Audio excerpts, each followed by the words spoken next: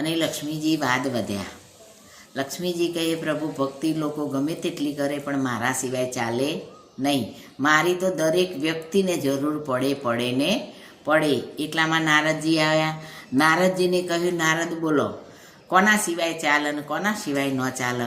નારદજી કે, ભાઈ એ તો હું કંઈ કહું નહીં, તમારે પ્રેક્ટિકલ કરીને બતાવવું પડે. ભગવાન બ્રાહ્મણનું રૂપ ધર્યું, માતાજીએ લક્ષ્મીજીએ બ્રાહ્મણીનું રૂપ ધર્યું અને એક ગામમાં ગયા. ત્યાં એક વાણિયાભાઈ રહેતા હતા. એ બહુ સત્સંગી હતા અને વાણિયાનો ધંધો કરતા હતા.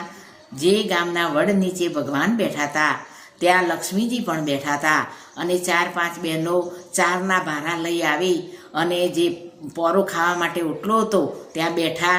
ત્યાં બ્રાહ્મણીના રૂપમાં માતાજી બોલ્યા કે, બેન, મારે 4 દિવસ તમારા ઘરે રહેવું છે.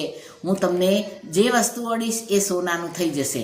એટલે બધા તૈયાર થઈ ગયા. બધા બહેનો તો અંદર પહેલાં મારા ઘેર, પહેલાં મારા ઘેર, પહેલાં મારા ઘેર એમ કરીને ઝઘડતા બેનને માતાજીને લઈ ગયા. પછી એ તો ગયા. પછી ભગવાનનો નંબર આવ્યો. એટલે વાણિયાભાઈ આ ગામથી બીજા ગામમાં જઈ અને જે ઉઘરાણી કરીને ગાડામાં બેસીને આવતા હતા ત્યાં ભગવાને બ્રાહ્મણના રૂપમાં ઊભા રાખ્યા કે, ભાઈ, તમારા ઘરે બેસી અને મારે 4 દિવસ સત્સંગ કરવો છે.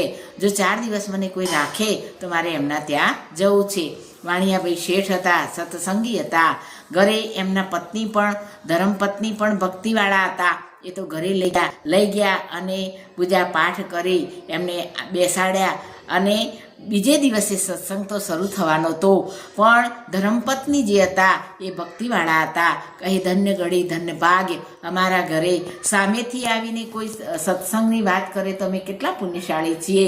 એવું મનમાં વિચારતા બીજો દિવસ ઉગ્યો.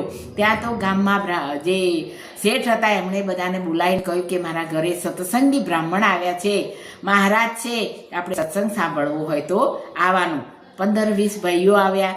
અહીંયા બીજો દિવસ ઉગ્યો તો ત્યાં પેલા બેન હતા એમણે તો રસોઈ બનાવી. એટલી મસ્ત રસોઈ બોલે, બેનપણીઓને બોલાવીને રસોઈ બનાવી. થાળીમાં માય નહીં એટલે મોટો તાસ મૂક્યો, પાટલો મૂક્યો, 3-4 વાડકી મૂકી, બધું જ બનાવ્યું હતું. સરસ મજાની રસોઈ બનાવી હતી. એમાં દૂધપાક, પૂરી, 2-3 શાક હતા, કઠોળ બનાવ્યું હતું અને ફરસાણ પણ બનાવ્યું હતું.